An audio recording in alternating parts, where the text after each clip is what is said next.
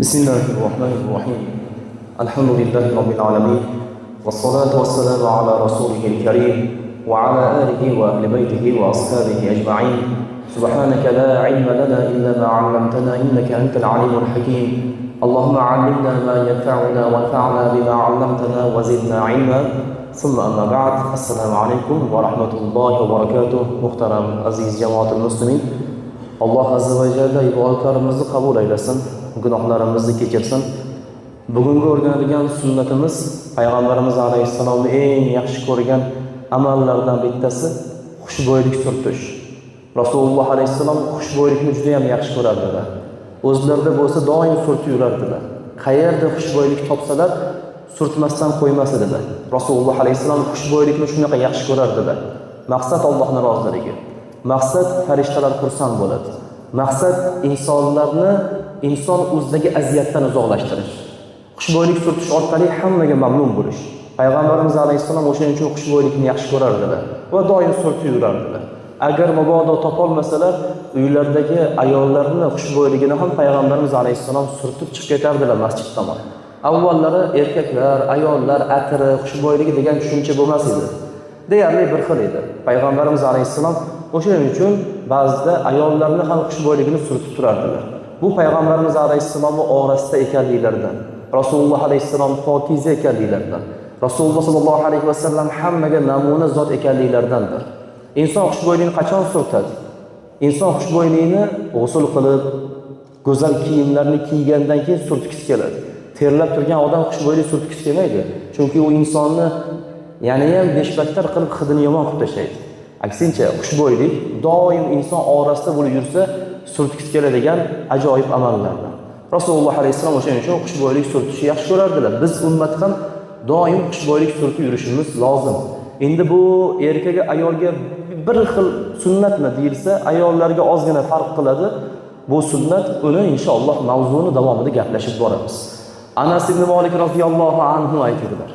Rasululloh sallallohu alayhi vasallam aytdilar deb Anas ibn Malik roziyallohu anhu Rasululloh alayhissalom gaplarini bizga rivoyat qilib beradilar. Anas ibn Malik roziyallohu anhu payg'ambarimiz alayhissalomning har bitta qadamlarini kuzatgan sahobalar. Yaxshi ma'noda. Ya'ni amallarni ko'rib, uni o'rganib, keyingi avlodlarga yetkazay deb dinga juda ham katta xizmat qilgan payg'ambarimiz alayhissalomning xodimlari. Anas ibn Malik, madinalik sahoba roziyallohu anhu. Payg'ambarimiz alayhissalom aytib berdilar deb bu hadisni rivoyat qiladilar. Rasululloh alayhissalom aytdilarki: "Hubbiba ilayya min dunyakumun nisaa wat-tib wa ju'ilat qurratu ayni fis-salah." Rawahu Nasai va Ahmad. Imom Ahmad musnadlarda, Imom Nasai sunanlarda rivoyat qilyaptilar. Payg'ambarimiz alayhissalom aytdilarki: "Sizlarning dunyoyingizdan ayollar va xushbo'yliklar menga juda ham sevikli ko'rsatildi. Ko'zimni quvonchi namozda qilindi" deb payg'ambarimiz alayhissalom aytibdilar. Endi bu joyda ajoyib jumla turibdi. Qanaqa jumla? Payg'ambarimiz alayhissalom juda ham ajoyib so'zni ishlatdilar. Hubbiba dedilar. Hubbiba ilayya. Menga sevikli ko'rsatildi dedilar. Ajib. Rasululloh alayhissalom o'zlari sevib qolmaganlar bu amallarni. Balki sevikli ko'rsatilgan. Bu Allohning ishi deyiladi. Muhaddis ulamolar bu hadis sharhlarkan Rasululloh alayhissalomga Alloh sevikli ko'rsatdi. Chunki hubbiba arab tilida majhul siyg'a hisoblanadi. An-nisa va tib uni noib foil hisoblanadi. Grammatikani yaxshi tushunadigan odam buni biladi. Rasululloh men sevib qoldim, yaxshi ko'rib qoldim demayaptilar. Menga sevikli ko'rsatildi. Qalbimga sevikli qilib o'rnattirildi. Demak, uni sevikli qilgan zot bor, Alloh azza va jalla. Alloh sevikli ko'rsatgan. Sevikli ko'rsatganda ham ikkita muborak narsani, ayol va xushbo'ylikni deyaptilar. Nikohdagi ayol albatta bu joyda. Har qanday ayol emas, nikohdagi ayol payg'ambarimiz alayhissalom qalblariga sevikli ko'rsatildi va xushbo'yliklar ham sevikli ko'rsatildi Alloh taolo tomonidan. Endi yana bir ajoyib so'z bor. Min dunyakum deyaptilar. Dunyolaringizdagi amallardan, dunyolaringizdagi matohlardan eng sevikliklari shu ayol va xushbo'ylikdir deyaptilar. Dunyoyingiz deyaptilar payg'ambarimiz alayhissalom. Rasululloh alayhissalom oxiratda odam edilar. O'shaning uchun dunyolaringiz deb gapirardilar. Oxiratga chorlovchi inson edilar, payg'ambar edilar. Payg'ambarimiz sollallohu alayhi vasallam ba'zida shunaqa jumlalarni ishlatardilarki, o'sha jumlaning o'zida ham oxiratga dalolat bor. Mana shu dunyoyingizda edi. Shu dunyoyingizdagi amallar juda ham ko'p. Lekin shu amallarning ichida menga sevikli ko'rsatilganlardan bittasi ayol, bittasi xushbo'ylik. Lekin shu dunyoga berilib ketmaganliklarini yana davomida aytayaptilarki, namoz ko'zimni quvonchitilar. Baribir ibodatga ruh qilyaptilar. Eng qizig'i mana shu 3 ta amal yonma-yon zikr qilinishi Alloh azza va jalla yaxshi ko'rgan namozga olib boryapti yana. Ayol va xushbo'ylik. Ikkitasi ham tinchlantiruvchi, ikkitasi ham sokinlik beruvchi. Ikkovi ham insonning ruhiyatiga yaxshi ta'sir qiluvchi. Hozir uni foydalarini o'tamiz. Shu ikki narsa namozni ko'zimda quvonch bo'lishi uchun birinchi vosita bo'ladi deb Rasululloh alayhi vasallam jumlalarni bog'lab beryaptilar. Erkak kishi albatta o'ziga qarab yurish kerak. Ayol kishi ham xuddi shunday, lekin u begonalarning oldida emas, nomahramlarning oldida emas. Aytganimizdek, bu xushbo'ylik sunnati ayollarga biroz farq qiladi. Suhbat davomida buni gaplashib o'tamiz. Asosiysi bu joydagi Rasululloh alayhisalomning amallarini gaplashaylik. Menga shunaqa dunyoyingizdagi ayol va xushbo'ylik go'zal qilib ko'rsatildi. Bu muhabbat shahvat yoki bo'lmasa nafsga ergashish emas. Alloh azza va jalla qalbga joylagan fitrat hisoblanadi. Fitrat xushbo'ylikni yaxshi ko'radi. Islom dini buyurmasa ham inson o'zi zoti xushbo'ylikni yaxshi ko'rib tug'ilgan. Xushbo'ylikni yaxshi ko'rib yaralgan. Badbo'ylikni yaxshi ko'rmaydi fitrat. Insonning fitrati badbo'ylikni yaxshi ko'rmaydi. O'shaning uchun kim badbo'ylikni yaxshi ko'rsa fitratdan uzoqda odam. Xushbo'yliklarni yaxshi ko'radigan odam haqiqiy inson, hazrati inson. Alloh taolo yaratgan fitratda yashayapti u haliya. Ayolni yaxshi ko'rish ham mana shu insoniylik tuyg'usi. Chunki Alloh azza va jalla Oli Imron surasida aytadi: "Zuyyina lin-nas hubbush shahawati minan nisa'i wal banin." Oyat uzun, bizga kerakli joy mana shu. Insonlarning qalbiga ayollar va bola chaqalar zuyyina go'zal qilib ziynatlandi deydi Alloh. Alloh fitratda aytayapti. Zuyyina lin-nas deyapti. Zuyyina lil mu'minin demayapti. Inson borki, zoti hammasini fitratida ayolga bo'lgan muhabbat bor. Hech kim buni inkor qila olmaydi. Inson zoti borki, qalbida xushbo'ylikka bo'lgan muhabbat bor. Hech kim buni inkor qila olmaydi. Inson zoti borki, qalbida bolalarga, xoh o'g'il bo'lsin, xoh qiz bo'lsin, muhabbat bor. Hech kim buni inkor qila olmaydi va shuni yaxshi ko'radiganlarni ham malomat qilmaslik kerak. Ulamolar aytadi, mana shu hadisdan, oyatlardan foyda olib qarang. Haqiqiy erkak deydi, tabiatda erkakligi bor erkakni qalbiga birinchi ayol sevikli ko'rsatiladi.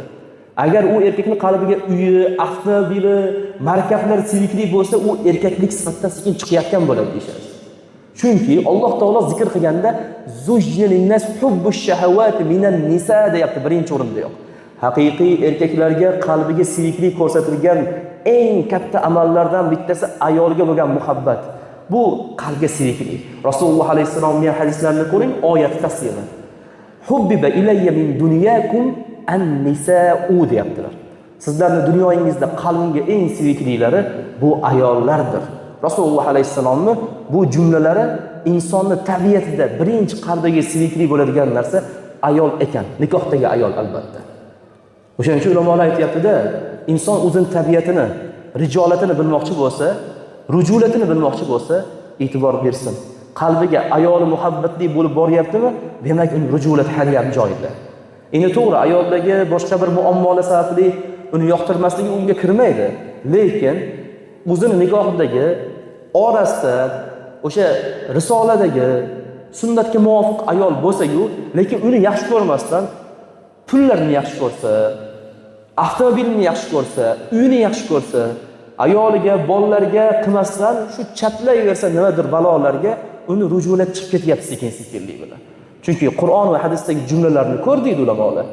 Qalbga sevikli ko'rsatilgan narsalarning tartibida ayol turibdi. Rasululloh alayhisalom aytayaptilar, orqasidan xushbo'ylik, at-tib deyaptilar. Xushbo'ylik meni qalbimga go'zal qilib ko'rsatildi va namoz ko'zimni quvonch qilindi. Haqiqatda payg'ambarimiz alayhisalomning ko'zlarini quvonchi edi. Mana bu ikki narsa namozni xotirjam ado etish uchun turtki edi. Ko'p o'rinlarda gaplashamiz. Bo'ydoq yigitning ibodati bilan uylangan yigitning ibodatida ancha xushu-huzurda farqi bor. Turmush qurgan ayol bilan turmushga chiqmagan qizning ibodatida ancha farq bor. Chunki turmushga chiqqan ayol, uylangan erkak xotirjamroq, sakinat topib ibodat qilishga o'tadi. Uni miyasini shayton chalg'itavermaydi, chunki uni sakinat topadigan maskani bor. Xushbo'ylikchi. Inson badbo'y holatda namoz o'qisa bilasizmi? Xushusi yo'qolib qoladi. O'shaning uchun payg'ambarimiz alayhissalom juda ko'p hadislarda masjid tomon borayotganda xushbo'ylikni targ'ib qilganlar, badbo'ylik bo'lsa yaqinlashmang deganlar. Chunki yoningizdagi namozxonni huzusini yo'qotasiz. O'zingizniki yo'qolgan, yoningizdagini ham yo'qotasiz. Bu tabiiy jarayon. Xushbo'ylik ham sakinat ekanda. Bir odam namozda turibdi, yonidagi odam tushlik payti shashlikni yegan, sovusni ichgan, piyozlarni yegan, turib kikirib yordi hammaning oldida. Bo'ldi, o'sha jamoatning o'zi xushusi yo'qolib qoladi. Agar imom orqasida bo'lsa, tamom imomning ham xushusi yo'qoladi, namoz rakatlari ham izdan chiqib ketadi. Ko'rdingizmi? Nosokinlik qachon bo'ladi? Badbo'ylik bo'lgan joyda. Sokinlik qachon bo'ladi? Xushbo'ylik bo'lgan joyda. O'shaning uchun payg'ambarimiz alayhissalom bu xushbo'ylik meni yaxshi ko'rgan ishlarimdan bo'ldi. Va namoz ko'zimni quvonch qilindi deb Rasululloh alayhissalom aytibdilar. Payg'ambarimiz alayhissalomning bu hadislarda ulamolar bir qancha hikmatlarni oladilar. Birinchisi, payg'ambarimiz alayhissalomning asl maqsadlari baribir oxirat bo'lgan. O'shaning uchun namozni baribir zikr qilib ketdilar. Ayollar ham, xushbo'yliklar ham Allohni ibodatiga vosita bo'lishi uchun meni qalbimga seviklik qilib ko'rsatildi. Oxirat baribir turibdi maqsadda. Va dunyodagi jamiki vositalar bu vosita, maqsad emas. Hozir ko'p ummat maqsad bilan vositani almashtirib qo'ygan. Maqsad nima? Alloh. Alloh maqsad, uni roziligi maqsad. Qolgan narsa vosita. Hozir odamlar avtomobilni maqsad deb olgan. Avtomobil maqsad emas, vosita u Allohning roziligi uchun. Avtomobilni olaman, ahli ayollarimni ichiga solaman, nomahramlarni saqlayman, uzog'imni yaqin qilaman, vosita. Lekin ko'p ummat shu avtomobilni olay deb maqsad qilib olgan, Alloh maqsaddan chiqib ketgan. Uy maqsad emas, vosita. Boshqalarni ko'zdan mahramlarimni saqlayman, avratimizni saqlaymiz, maza qilib uxlaymiz, dam olamiz, ibodat qilamiz, ovqatlanamiz. Vosita, maqsad Alloh. Kiyim vosita, kiyamiz, Alloh azza va jallani rozi qilamiz. Insonlardan avratimizni bekitamiz. Vosita, maqsad emas. Maqsad Alloh. Rasululloh alayhissalom o'shaning uchun vositalarni sanab turib, namoz ko'zimni quvonchi, baribir Allohga ibodat qilsamgina ko'zim quvonadi deb maqsadni bayon qilib ketyaptilar. Ummat atirga, ayollarga mukkasidan ketib qolmasin deb Rasululloh alayhissalom baribir yo'lni eng go'zal tarafini ko'rsatib ketyaptilar. Bu payg'ambarimiz alayhissalomning uslublari. Va Rasululloh alayhissalom shunday xushbo'yliklarni yaxshi ko'rardilarki, yaxshi ko'rishlari bilan birga maqsadni ham unutmayaptilar. Biz ummat xolos, yaxshi ko'rdikmi bo'ldi, qolgan asl maqsadlar esdan chiqib qoladi. Bir yigit bir qizni yaxshi ko'radi, bo'ldi. Maqsad shu, uylanmasam o'laman, o'zimni o'ldiraman, tamom qilaman. Bu maqsad emas, birodar. Bu vosita, Alloh bilan va unga bo'lgan yo'l bilan boshqa vositalarni almashtirib qo'ymagan. Alloh maqsad. Bu ayolga uylanish vosita. Sakinat topaman, gunohdan tiyilaman, zurriyot qoldiraman, Allohni rozi qilaman. Ko'ryapsizmi? Biz mana shu maqsadni o'tganimiz uchun vositalarga berilib ketib qolganmiz. Rasululloh alayhisalom to'g'ri, qalbimga seviklik ko'rsatildi ayol.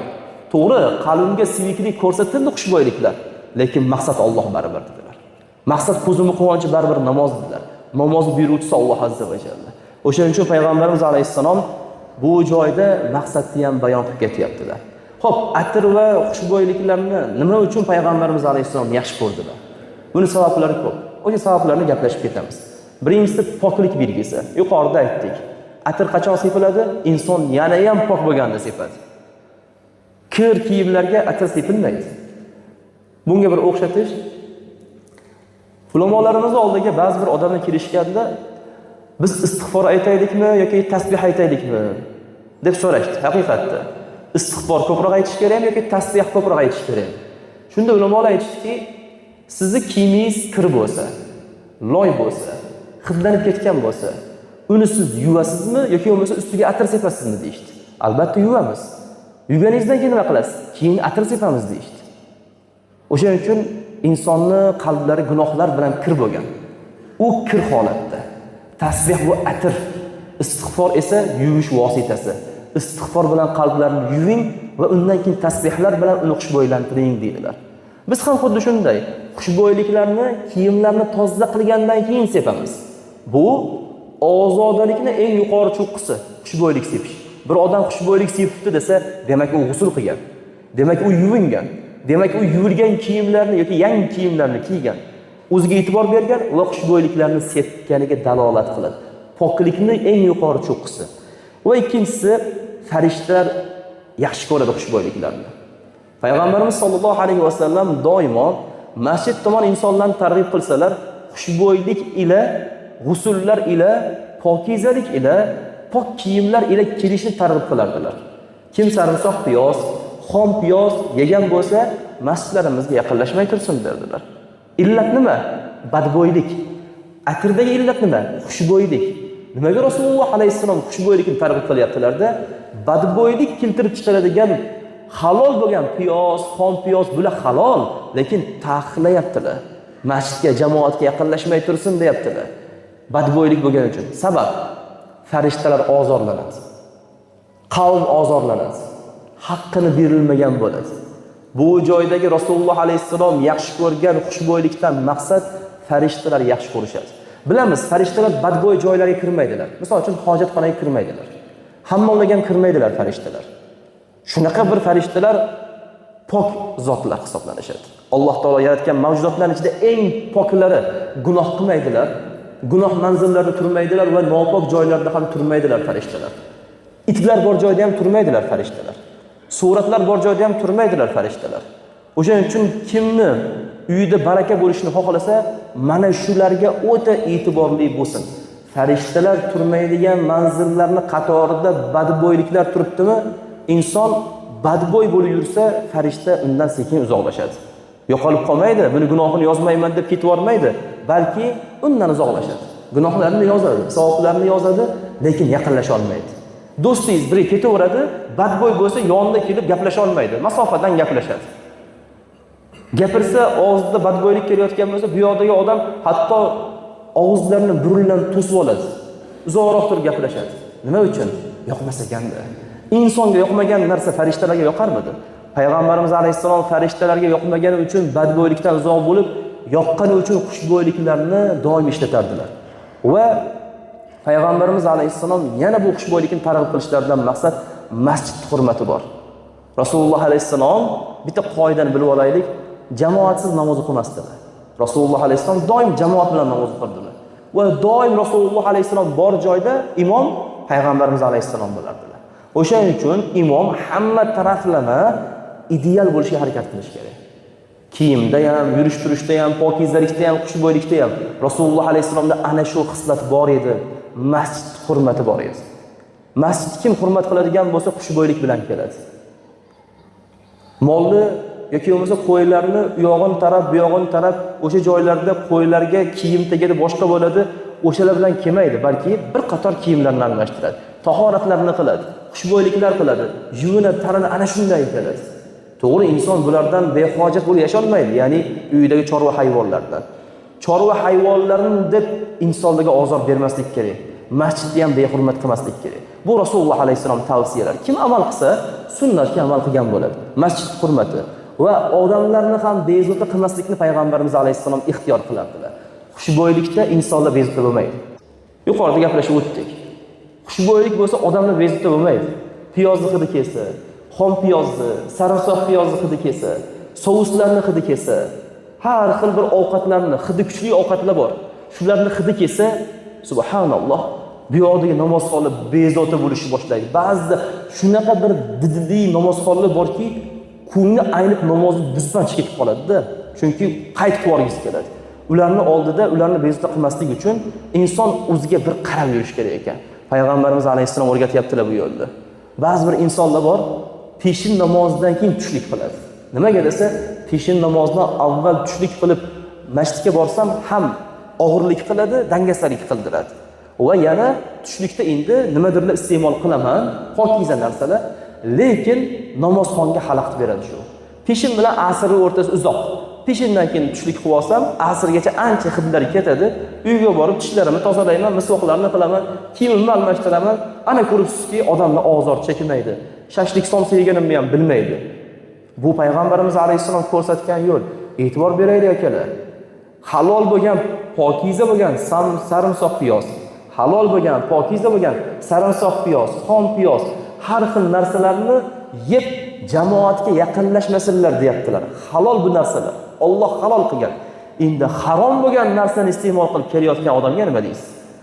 Har xil chekimliklarni chekib masjid oldiga yaqinlashganda o'shani bichovlarni u yoqqa otib, bu yoqqa otib, tahorat sindirmas ekan, hech narsa qilmaydi deb o'ta behurmat qiladigan odamlar. Dinni ham, tahoratni ham, ibodatni ham, Allohning uyini ham, yonidagi namozxonni ham o'sha arzimagan narsa tufayli behurmat qilayotgan odamlarni tushunmay o'tib ketadi odam bu turishda. Rasululloh alayhissalom bo'lganlarida subhanalloh, pokiza lekin badbo'y bo'lgan narsadan qaytaryaptilar. Lekin Alloh harom qilgan, mumkin bo'lmagan narsalarni iste'mol qilib, inson o'zini joniga qasd qiladigan narsalarni iste'mol qilib, xotirjam masjidga tahorat sindirmas ekan deb kirib kelish bu aqllarga to'g'ri kelmaydi. Fiqhiy jihatdan o'rganib chiqqanda bu masalasi uzun. Biz uni fiqhiy jihatiga to'xtalmoqchi emasmiz. Masjidda odobi xushbo'yliklar bilan kirish. Pokiza holatda kirish. Shunda inshaalloh Karim maqsadlar hosil bo'ladi. Bu go'zal odob payg'ambarimiz alayhisalom odoblari va asosiysi bu payg'ambarlarning izi hisoblanadi. Jamiki payg'ambarlar alayhissalomlar xushbo'ylanganlar. Hozir uni dalillar bilan keltiramiz. Hadislar bilan dalillashtiramiz. Shunchaki payg'ambarlar xushbo'ylik ishlatgan bo'lishlari mumkindir-da deb aytilmaydi. Dalillar bilan aytiladi. Rasululloh alayhisalom so'zlari bilan aytiladi va inshaalloh yana ham qalbimizga bu sunnatlar mukammal o'rnashishni boshlaydi. Nimaga aynan yuqoridagi ayol bilan xushbo'ylik yonma-yon zikr qilindi? Shu savolda tug'ilaveradi. Chunki bu ikkovi haqiqatda yaxshi bo'lsa, insonni qalbidagi jamiki alamlarni chiqarib tashlaydi va qalbini keng qiladi. Rasululloh sollallohu alayhi vasallam xushbo'yliklarni shunchaki yaxshi ko'rmasdilar-da. Shunchaki bir did uchun yoki bo'lmasa kibrlik uchun, maqtanish uchun bildirib qo'yay, qanaqa qimmat xushbo'yliklarni sepyapman deyish uchun sepmasdilar. Faqatgina poklik bo'lgani uchun separdilar. Ibodat bo'lgani uchun separdilar. O'zlaridan avvalgi payg'ambarlarning yo'li bo'lgani uchun separdilar. Fitrat bo'lgani uchun Rasululloh alayhisalom xushbo'ylikdan foydalanardilar. Alloh rozi bo'lgani uchun foydalanardilar va insonlarni rozi qilish uchun payg'ambarimiz alayhisalom bu xushbo'yliklardan foydalanardilar. Diqqat qilaylik. Kibr uchun sepmasdilar. Hozir ayrim yigitlar borda. Hech kim sepmagan atir bormi, shuni sepishim kerak deydi. Nima bo'ladi? Hech kim sepmagan atir sepding. Nima o'zgaradi? Namuncha kibrsan, namuncha o'zingni osmonga olasan. Baribir sen ustingni xushbo'ylantirganing bilan qalbing qora bo'lsa, mog'or bo'lsa, ko'mir bo'lsa, nima qizig'i bor ustingni go'zal qilganing bilan? Qalbingda Allohga taslimiyat bo'lmasa, taslimiyat bo'lganda bunaqa olifta gaplarni gapirmagan bo'lardi. Kibrlikda bu, hech kim sepmaganini sepish, mayli olib sepsin, lekin buni gapirib turib sepishlik yaxshi emas. Va insonlarning orasiga atirlarni sepib hidlab qo'ydinglarmi, his qildinglarmi bunaqa narsani? Deyishligan bu odobdan emas va sunnatdan emas. Rasululloh alayhisalom kibrli bo'lish uchun, odamlarga shunaqa bir ajralib turayin, hech kim qilmaganini qilayin deyish uchun emas. Oddiy bo'lsa ham xushbo'ylikdan foydalanib ketaverganlar. Maqsad Allohni rozi qilish. Haqiqatda Allohni rozi qilish bo'lsa, u xushbo'ylikning narxi nima ahamiyati bor? Insonlar xushbo'ylik tanaltirib tursa. To'g'ri, qimmatrog'i, boshqacharoq bo'lar, lekin uni kibrlanish uchun sepmaslik kerak. Puli ko'p odam sepsin, hech kim uni qaytarmaydi. Faqatgina kibrlanish niyat bo'lib qolmasin. Maqtanish, insonlarning oldida o'zini ko'z-ko'z qilish bo'lib qolmasin. Rasululloh alayhisalom bunga rozi bo'lmaganlar. Va yana erkaklar ham xushbo'ylikni ko'chada ayollarning oldidan o'tganimda bir o'zimga qarataman-da, ularni bir xayollarini olaman-da, ularni gapirishga, meni oldimga kelib gap sotishga majbur qilaman xushbo'yligim bilan degan niyatlari bo'lsa zinokor bo'ladilar. Ijtimoiy tarmoqlarda hozirgi kunda mana shunday qabilada reklamalar ketyapti. Zinoni reklamasi shunday ketyaptiki, bir yigit atiri sepsa, atrofidagilar sizni atiringiz buncha bir xushbo'y deb qizlar kelib, unga yopishadigan darajada atir reklamasi shunaqa qilinyapti. Va ongi past yigitlar ayrimlari o'sha atirlarga buyurtma berishi uchun shu tarafdan foydalanyapti. Shayton 24/7 ishda hali ham akalar. Oddiy qilib aytganda. O'ylamaylik, payg'ambarimiz alayhisalom xushbo'ylikni sepgan ekanlar, bu sunnat ekan deb berilib ketganimizda shayton sunnatni bajaryapsan. Mana shu sunnatning ichida seni boshingni aylantiraman-da, harom ishga targ'ib qilaman endi deb boshqa yo'l bilan keladi. Shayton rejasini ko'ryapsizmi? Sunnat qildiradi. Endi u haromga olib bortiradi sekin. Sunnatda aybi yo'q bu joyda. Uni sepayotgan odam maqsadni unutib qo'yganligi aybi bor. Sunnat go'zal, sunnat yaxshi, niyat yaxshi bo'lsa unga ajr, lekin niyat yomonlashib ketadi. Shayton, endi seni sunnatdan qaytara olmadim, endi shu atir orqali seni gunohga yetaklayman. O'sha ijtimoiy tarmoqlarda ayollarni hissiyotini uyg'ottirib yuboradigan atirlarni senga olib keltirib beraman. Bu atirlarni sepasan, bozorlarda yurasan, do'koningga odamlar kelganda yoki ayollar kelganda ularni ajablantirasan. Ko'chada taksilarga chiqqaningda shular bilan atrofdagilarni sekin xayolini olasan deb shayton vasvasa qiladi. Atir sunnat, xushbo'ylik sunnat, lekin uning tarkibini ham bir qator ko'rib qo'yish kerak hozirgi zamonda va niyatni yaxshi qilish kerak. Rasululloh alayhisolamning niyatlari yaxshi bo'lgan. Ulamolar o'sha uchun bu xushbo'ylikning foydasini aytib, payg'ambarimiz alayhisalom namuncha bu xushbo'ylikni sevdilar, namuncha yaxshi ko'rdilar deyilsa, qalbi kengaytiradi bu. Haqiqatda qalbi kengaytiradi. Inson terlab tursa, kiyimlari kir bo'lsa, qo'llari, yuzlari kir bo'lsa-da, qanaqa qalbi tor bo'lib qoladi. Hech narsaga tegingisi ham kelmaydi. Pokiza piyola turgan bo'lsa, tegingisi kelmaydi. O'zini pokiza kiyimi turgan bo'lsa, tegingisi kelmaydi. Demak, qalb torayapti. Agar pokizlikdan uzoqlashib, kiyimlari kir, oyoq kiyimlari kir, oyoqlari loy bo'lsa, uyiga xotini ham kirgizmaydi, gilam iflos qilasiz deydi. Qalb torayarkanmi demak? Endi inson yuvinsa, pokiza kiyimlarni kiysa, xushbo'yliklarni sepsa, qalb kengayadi va hamma narsani bajargisi keladi. Qur'on o'qigisi keladi, namoz o'qigisi keladi, zikr qilgisi keladi. Bu xushbo'ylik payg'ambarimiz alayhisolamning sunnatlari. Sizlarda ham bo'ladimi? Inson g'usl qilib, boshqacha bir yaxshi yuvilgan kiyimlarni kiyib, xushbo'ylikni sepsa, kechasi bir 12 suhbatlar qurib bo'lingandan keyin tahajjud o'qigisi keladi. Boshqacha bir xufton namozini o'qigisi keladi. Terlab, charchab ishdan kelib xuftonni qanaqa o'qiydi-yu, lekin bir dam olib, orom olib xufton o'qisa qanaqa o'qiydi? G'usullar, pokiza kiyimlar, xushbo'yliklar bilan. Mana shu qalbi kengligi. Bu xushbo'ylikning ancha ta'siri bor. O'shaning uchun inson masjidlarga, majlislarga, ilm halqalariga, Qur'on halqalariga, oshna og'aynilar bilan o'tiradigan joylariga xushbo'ylanib borish kerak. Bu sunnat. Sunnatda borsa ajr oladi. Endi bir kibrlanib qo'yay. Bir menga qarab turib, bay, bu har kuni o'zgaraveradi deb ichlar yonib ketsin, kuydirib tashay deb niyat qilsa gunoh bo'ladi. Agar ayollarning oldiga borganda ularning shahvatlarini qo'zg'atay desa, gunoh kabira bo'ladi. Zinokor bo'lib qoladi. Va bu ruhni tetiklashtiradi. Xushbo'ylik inson ruhiga tetik yuradi. Pok yurganda inson ko'p ishlarni qilgisi keladi. Ko'p yaxshiliklarni qilgisi keladi. Ruh tetikda. Payg'ambarimiz alayhisalom bekorga aytmadilar. Sizlar uxlaganingizda shayton kelib turib, sizlarga 3 ta tugun uradi.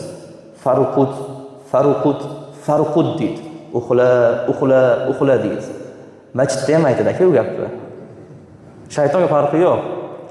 Haram hududiga ham bora olaveradi shayton. Ayniqsa kechasi yotganda uxla deydi, bomdodga uxlatishga harakat qiladi. Uyg'onma, sen uchun tun uzun deydi. Bu hadisda juda ko'pchilik biladi, sahih hadis.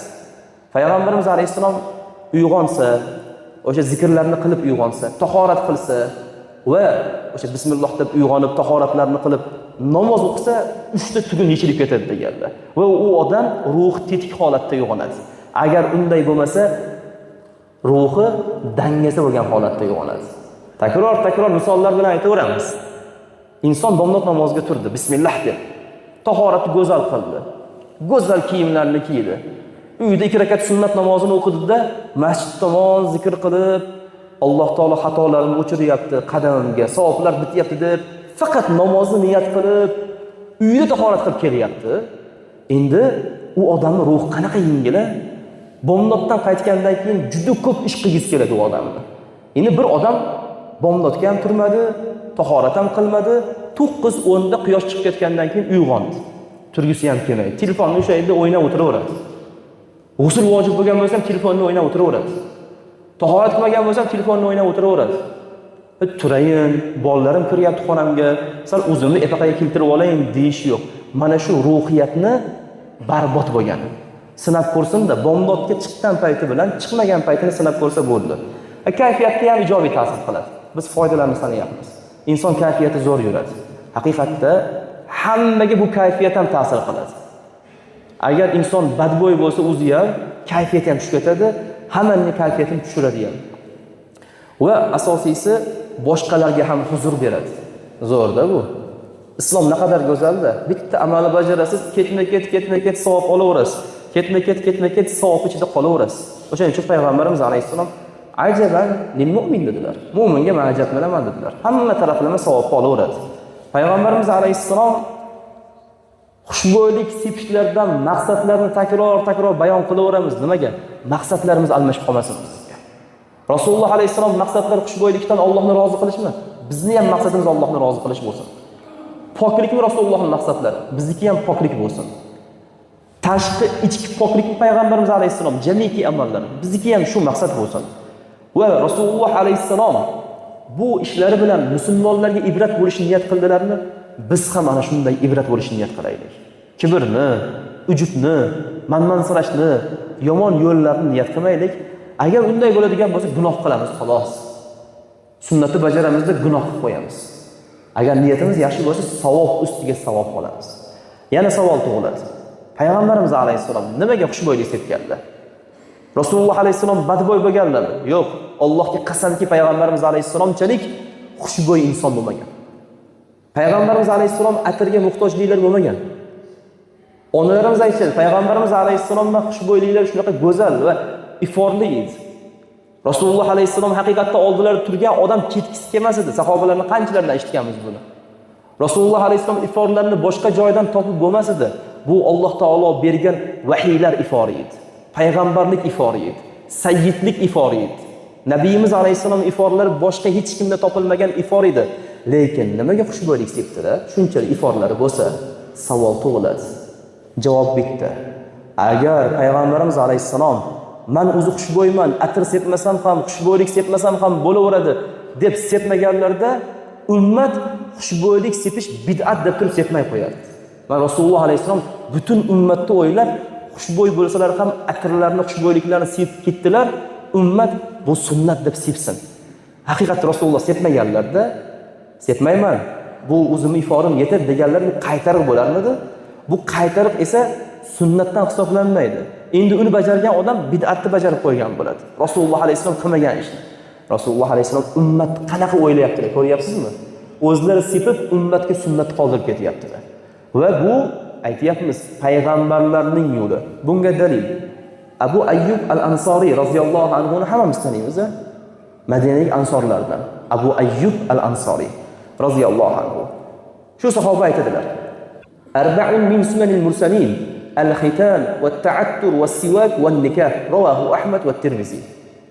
Imom Ahmad va Imom Tirmizi rahmatullohi alayhimlar rivoyat qilishyapti. 4 narsa bor deyaptilar payg'ambarimiz alayhissalom. Abu Ayyub al-Ansoriy Rasululloh alayhissalomdan rivoyat qilib beryaptilar. Rasululloh alayhissalom 4 narsa bor, 4 ta narsa payg'ambarlarning sunnati dedilar. Ajib. Bir inson shu sunnatni bajarsa, jamiki payg'ambarlarning sunnatini bajargan bo'ladi. 124 ming payg'ambar, 313 ta rasul bo'lgan bo'lsa, 25 talari Qur'oni Karimda zikr qilingan bo'lsalar, hammalarining sunnatlarini bajargan bo'ladi. Odam qiziqadimi? Nima u sunnatlar? Biz ham bajaraylik.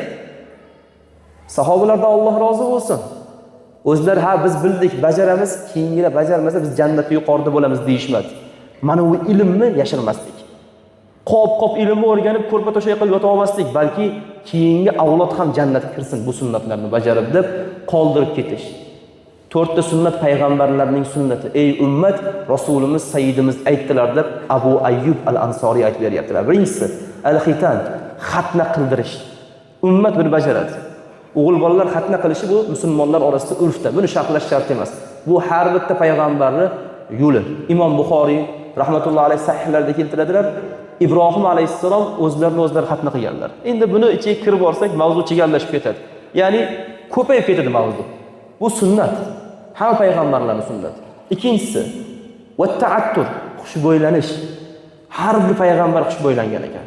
Uchinchisi, vas-siwak, misvoq ishlatish. Bu haqda alohida suhbat qildik. Misvoq haqida. To'rtinchisi, van-nikah, nikohlanish. Ummatga muborak bo'lsin. Shu 4 ta ishni bajarib yursa, payg'ambarlarning sunnatini bajarib yuribdi u. Ibrohim alayhissalomning yo'llarini bajarib yuribdi.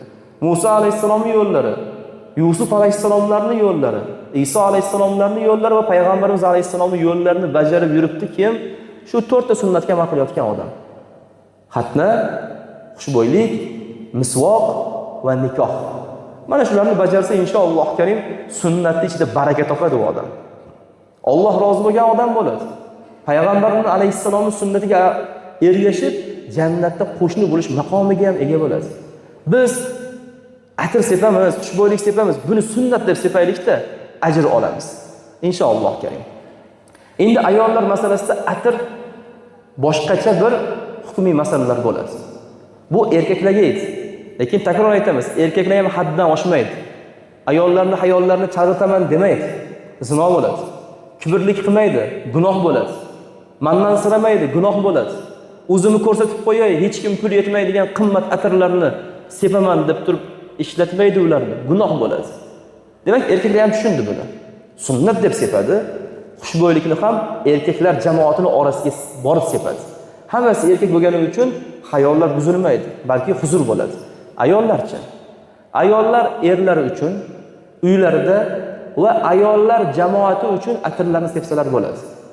Ayollarni jamoatiga kirmoqchilar, ya'ni yig'inlari yoki bo'lmasa qarindosh urug' ayollar ko'rishi, shu joylarda ayollar bo'lsa sepishlari joiz. Uylarda erkaklar uchun sepishlari maqtalgan ish va buyurilgan ish bu. Endi ko'chalarga atir sepib chiqishlari, boshqa bir nomahramlarning oldiga atir sepib chiqishlari, bozorlarga atir sepib borishlari, boshqa va hokazo joylarga xushbo'yliklarni sepib, bu gunoh kabira bo'ladi. Alohida hadislar borda bunga. Alohida qaytariqlar bor. Payg'ambarimiz sollallohu alayhi vasallam ayollarni ko'chaga atir sepib chiqishdan qaytarganlar. Nafaqat ko'chaga, masjidga ketayotgan ayol atir sepadigan bo'lsa, Rasululloh alayhi vasallam undan ham qaytarganlar. Bunga dalil Sunan Ibn Mojida Ibn Mojah rahmatullohi alayhi keltiradilar. Abu Hurayra roziyallohu anhu aytadilar. Bir kuni men deydilar, Masjid-i Nabaviyga qarab ketayotgandim deydilar. Qarasam bir ayol kelyapti masjiddan. Uni xushbo'yligi hamma yoq taratib yubordi. Tarqalib ketdi hamma yoqqa uni xushbo'yligi. Keyin men aytdimki, "Oy, Jabborning quli" dedim. Ya'ni Alloh taoloning quli deb Allohning Jabbor sifatini ishlatyaptilar. Ya'ni gapda ham, da'vatda ham unga bosim borda bu joyda. Ey Rahmonning quli desa, yaxshi gap aytilmaydi. Oy, Jabborning quli desa, demak yomon gap bor, undan ogohlantirish bor. Gap ham boshqacha chiqqanda sahobalardan shunchaki gapirib ketishmagan. O'rniga joyiga Allohning ism sifatlarini ham qo'ya olishgan. Oy, Jabborning quli, qayoqqa ketyapsan dedilar. Masjidga dedi. Masjidga atir sepibmi? Ha.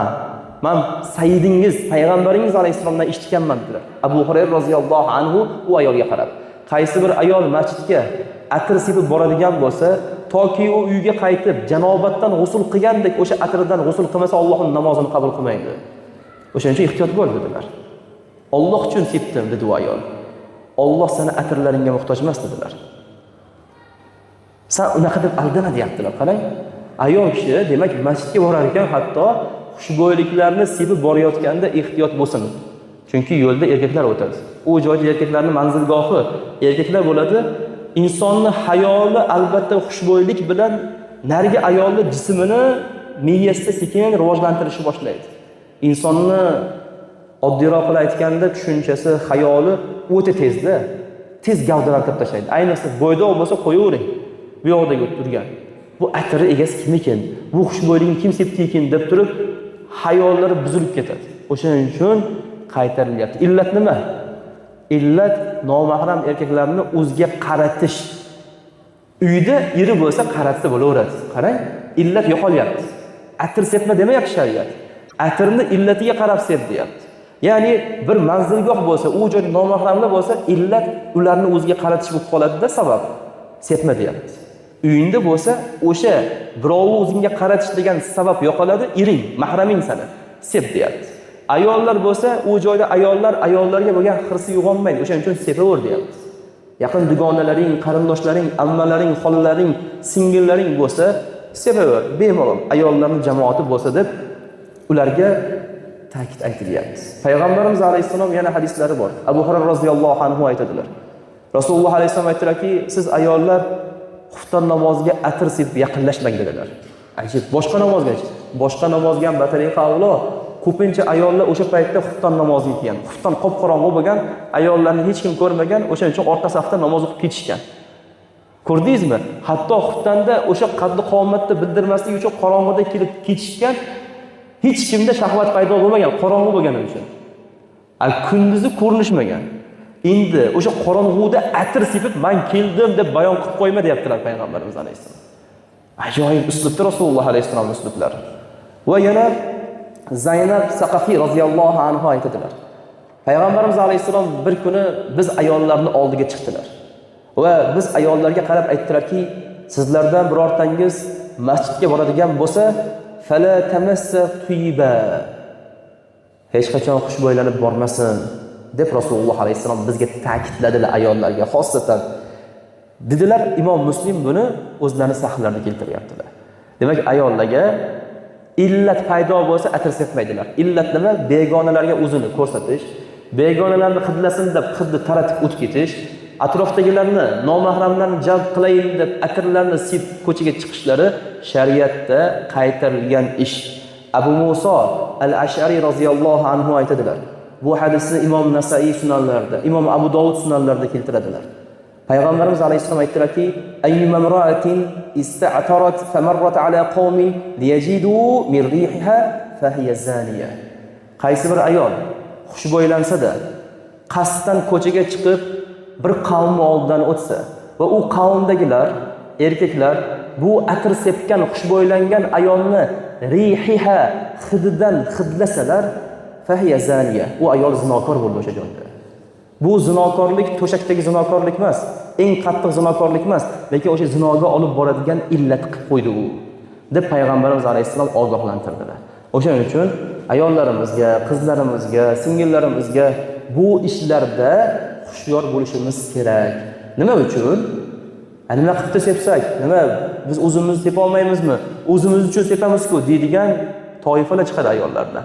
O'zing uchun sepsang, uyingda oynakka oldida sepaver, o'zing hidlab o'tiraver, o'zing uchun sepsang. Nimaga ko'chaga sepib chiqyapsan? Maqsad nima? Ko'chaga sepib chiqishdan maqsad. O'zingda yomon ta'ssurot qoldirmay. Ta'ssurot kimda qoldirmoqchi emassan? Nomahram erkakka oldidan bo'ldi, gap tugadi mana shu joyda. Ayollarning oldida, hali shariat ruxsat beryapti, ayollarning jamoat bo'lsa bor sepib boraver deyapti. Ayollarning ichida bo'lsa bemalol, erini oldida bo'lsa bemalol, o'zi uchun bo'lsa uyida sepsin. Lekin ko'chaga sepib chiqayotgan paytda nomahram erkaklarning oldidan o'tish joyi bo'ladigan bo'lsa ehtiyot bo'lsin deyilyapti-da. Eri bilan bir mashinada borib, o'zini uyiga, ya'ni qizlik uyiga tashattirib qo'ysa, unda bir ishkallik yo'q, mujmallik yo'q, tushunmovchilik yo'q. Eri bor, avtomobilning ichida ketyapti. Lekin jamoat transportlarida, jamoat joylarida o'tadigan ayol bo'lsa, xushyor bo'lsin. Bu bizning gapimiz emas. Bu Sayyidimiz alayhisalomning gaplari. Qabul qilsa, payg'ambarining gaplarini qabul qiladi. Agar uni muhokama qilsa, Rasulning gaplarini muhokama qilgan bo'ladi-da, qiyomat kuni u olislarda tirilib qolsa, o'zini ayblasin. Bir odamning gapini xo'p bo'ladi deyapti-da, bir puli bor gapini xo'p bo'ladi deyapti-da, Sayyidi, janobi payg'ambarimiz alayhisalom gapirganlarda uni muhokama qiladi bu ummat. Muhokama qilmaslik kerak. Haqiqiy ummat ati'ulloh va ati'ur rasul degan oyatga amal qiladi. Alloh va rasuliga itoat qiling. Muhokama qilinmaydi Alloh va rasulining gapi. Xo'p deb qabul qilinadi va bunga bo'ysuniladi. Bo'ysunmasa qiyomat kunida juda ham qiyin ahvolga tushadi. O'shaning uchun Imom Navaviy va Imom Ibn Hajar Asqaloniy rahmatullohi alayhimlar muhaddislar eng kattalaridan ikkovlari ko'p gaplashamiz bular haqlarida. Ibn Hajar Asqaloniy Sahihul Buxoriyga Fathul Boriyni sharh qilib yozgan. Badriddin Ayni rahmatullohi alayhining sharhlari bor-ku, lekin Ibn Hajar Asqaloniy rahmatullohi alayhining sharhlari o'ta ham kuchli. Imom Navoiy rahmatullohi alayh Al-Minhaj asarini Sahih Muslimga sharh qilib yozganlar. Juda ham katta jildli asarlar bular. Butun hadis ilmida odamlar yaxshi ham Ibn Hajar bilan Imom Navoiy bo'lgani. Bo'lmasa biz hadislarni tushunmay o'tib ketardik. Yaxshi ham sharhlab berdi bizga bu hadislarni deb ularga olqishlar aytadilar, subhanalloh. Endi ana shunday ikkita zabardast ulamolarning gaplarini ko'ring. Qaytarilgan narsa bu joyda deyaptilar, qarang. Ayollarga tegishli joyi, qaytarilgan narsa begona erkaklar sezadigan darajada atirni ishlatib chiqib ketish dedilar. Mana shundan qaytarilyapti shariat. Agar begona bo'lmasa, ayollar davrasi bo'lsa qaytarmaydi shariat. Mahrami bo'lsa, eri bo'lsa qaytarmaydi shariat. Ko'chaga erkak kishining e'tiborini tortaman desa, shariat shuning uchun qaytaryapti. Nimaga? Ba'zi bir erlar nimaga endi biz xotinimiz atir sepishdan qaytarasizlar deb qo'yadi. Baraka topkur, islom seni xotining ko'chaga chiqib atir sepganda begonalar qalbida har xil g'alayon bilan zino qilib qo'ymasin hayolida seni ayolingga deb shariat senga yordam beryapti aksincha. Qabul qilgin. Qabul qilmaydiganlar ham bor ekanda. Endi ularni manzilgohini hammamiz yaxshi bilamiz. Ularning holati qanaqaligini hammamiz yaxshi bilamiz. Imom Navoiy rahmatullohi alayh, Ibn Hajar Asqaloniy rahmatullohi alayhi aytishyapti. Illat shu, hikmat shu. Begonalar sevadigan atirni begonalarning oldida sepmasin. Shunga qaytarilyapti deydilar. Hid faqat o'ziga yoki eriga yoki yonidagi ayollarga yoki yonidagi qarindosh ayollarga bo'ladigan bo'lsa, hukm boshqacha bo'ladi deyaptilar. Yuqoridagi gaplar. Hukm boshqacha bo'ladi. Ayol kishi mana shu joylarda u xushbo'yliklardan foydalansa bo'ladi. Lekin begonalar oldida foydalanishi shariat taqiqlagan ish bo'ladi deb ulamolarimiz bunga sharh berishyapti. Hadislarni tushundik. Atir sepish xulosa qilib aytganda, xushbo'ylik surtish xulosa qilib aytganda Rasululloh alayhisalom sunnatlar. Kibrlik bo'lmasligi kerak, ujublanish, ajablanish bo'lmasligi kerak, hammaga o'zini ko'rsatish bo'lmasligi kerak, zinoni niyat qilmaslik kerak. Erkaklarga ham mana shunday sunnatlikka qarab ketadi keyin. O masjidlarga, jamoat joylarga, ilm halqalariga, dars halqalariga xushbo'ylanib kelish bu sunnat. Ulamolarimiz yo'llar hatto. Imom Malik rahmatullohi alayhi ko'p gaplashamiz-ku, ilmni eng yuqorisi turadiganlarda Imom Malik rahmatullohi alayhi. Butun dunyo hurmat qiladi ilm oldida ularni. Dars halqasi keladigan bo'lsalar, shogirdlarga aytarkanlar, dars halqasini o'tiradigan joylarni xushbo'y tutatqilar bilan tutatib turar ekanlar. Hamma joyga xushbo'y isiriqlar deydim bizda, shularni tutatib dars halqalarida xushbo'ylantirar ekanlar-da. O'zlari Imom Malik g'usl qilib dars halqasiga kelishdan avval pokiza kiyimlarni kiyib, xushbo'yliklarni surtib, eng yaxshi kiyimlarni kiyib, 2 rakat namozni o'qib, Allohim ilmga baraka bergin deb kirib, kursilarga viqor bilan o'tirar ekanlar. Ana unda shogirdlar aytadi. Uni viqoridan deydi, mana varoqlagani qurbimiz yetmay qolardi, viqori kuchliligidan deydi. Biz o'sha darsga xalaqit bermay turaylik, berib qo'ymaylik shu Imom Malik rahmatullohi alayhi darsiga deb varog'imizni varoqlayotganimizda shitir-shitir ishtirlardi. Uni haybat kuchliligidan. Nimaga haybat kuchli bo'lib ketdi? Ilm halqasiga, odobga rioya qilib kelganligi uchun. Akalar, ko'ryapsizmi, ilm qanaqa yuqqan ularga? Qanaqa ilmni o'rganib ketgan ular?